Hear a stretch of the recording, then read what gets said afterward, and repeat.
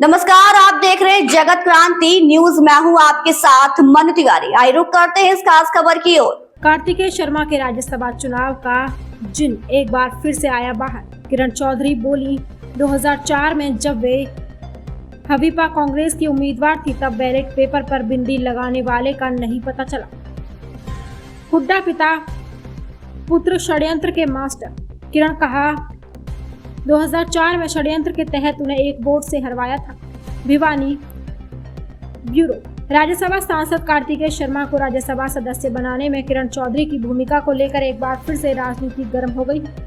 हालांकि कार्तिकेय शर्मा एक पॉडकास्ट में किरण चौधरी का वोट जब वे कांग्रेस में थी उनको मिलने का दावा किया था। इस दावे को कार्तिकेय शर्मा ने कुछ समय बाद ही नकारते हुए इस बयान को तोड़ मोड़ कर पेश करना बताया था।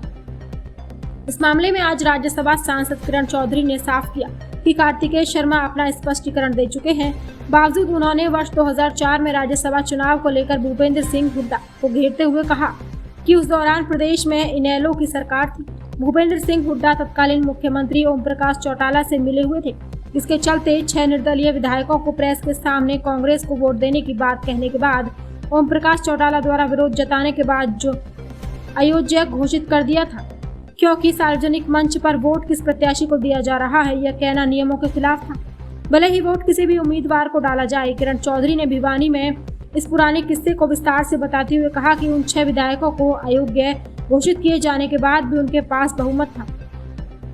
बावजूद इसके वे एक वोट के अंतर से हार गए, क्योंकि एक बैलेट पेपर पर स्याही की बिंदी लगा रखी थी, जिसके चलते वह वोट रद्द हो गया और वह चुनाव हार गए। इसके खिलाफ उन्होंने सुप्रीम कोर्ट में इलेक्शन पिटीशन दायर की थी, लेकिन 2004 से लेकर आज तक उन्हें यह पता नहीं चल सका कि यह बिंदी किसने लगाई थी और उनकी हार के पीछे कौन व्यक्ति था। ऐसे में कार्तिकेय शर्मा के राज्यसभा चुनाव को लेकर उनका नाम लिया जाना कहाँ तक उचित है। यदि हुड्डा ऐसा बोल रहे हैं तो इसके पीछे राजनीतिक षड्यंत्र है, क्योंकि वे खुद इस प्रकार के षड्यंत्रों को भोगी रही है। उन्होंने कहा कि आरोप लगाया कि कांग्रेस में रहते हुए भूपेंद्र सिंह हुड्डा ने उन्हें राजनीतिक रूप से मारने का कार्य किया है। इसके लिए वे उनका धन्यवाद करती हैं। अगर हुड्डा विरोध नहीं करते तो वे भाजपा में शामिल नहीं होते। उन्होंने 2016 में हरियाणा में राज्यसभा चुनाव के दौरान हुए स्याही कांड के लिए भी भूपेंद्र सिंह हुड्डा को कटघरे में खड़ा किया।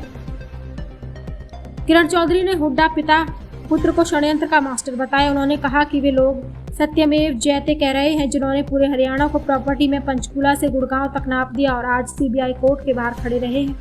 इससे पहले किरण चौधरी ने बुधवार को प्रधानमंत्री नरेंद्र मोदी के नेतृत्व में केंद्र सरकार की 11 साल की उपलब्धियों की जानकारी के लिए आयोजित विशेष चौपाल कार्यक्रम के तहत गांव ईश्वरलाल रोड़ा, हसान और ढांगर में ग्रामीणों को संबोधित किया। फोटो संख्या 18 BWN 8 कार्यकर्ताओं को संबोधित करते हुए किरण चौधरी। भिवानी से सौम्य शर्मा की रिपोर्ट। उनका कहने का मतलब ये है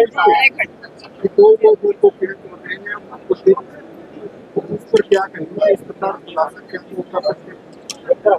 अच्छा वो आपने मेरे से ये बात पूछ ली, क्योंकि आज मैं बड़ा स्पष्ट करना चाहती हूँ बात कि पहली बात तो ये है कि कार्तिकेय शर्मा जी ने अपना जो है बयान जो है उसका स्पष्टीकरण दे दिया है ना, नंबर 1। और उसको छोड़ते हुए पीछे फिर भी 2004 में मेरे को राज्यसभा का कैंडिडेट बनाया गया और उस समय कांग्रेस की कैंडिडेट बन के मैं आई।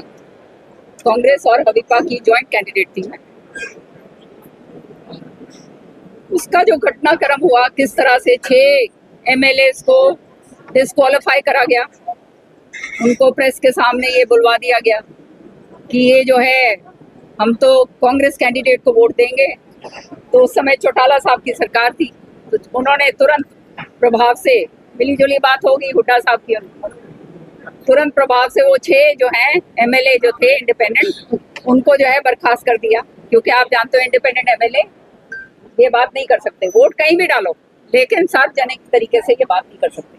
तो 6 तो हैं, इस तरह से उन्होंने वो कर दिया। फिर भी मेरे पास पूरे लोग थे और जो है वोट का जो अंतर था वो 1 का अंतर था।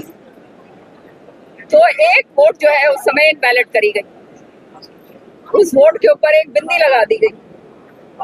तो सारों ने हंगामा कर दिया, ये वोट तो नहीं है, ये तो कांग्रेस की वोट इनवैलिड हो गई। आपको मैं बताना चाहती हूँ 2004 से लेकर आज तक इलेक्शन पिटिशन मैंने डाला पार्लियामेंट इसमें सुप्रीम कोर्ट के अंदर। मेरा इलेक्शन पिटिशन आज तक घूम रहा है भाई। मन ने नहीं मेरा पाटा कि वो वोट एक किसकी थी। अब मैं किसी का नाम यूं कैसे लगा दूं। नंबर एक, तो ये तो हुड्डा साहब ही जो है बता पाएंगे।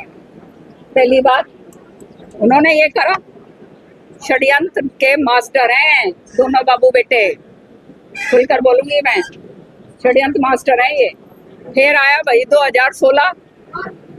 2016 के अंदर कितनी वोट जो है शाही कांड के बलि चढ़ी, किस किसने दी हमें तो आज तक नहीं पता भाई।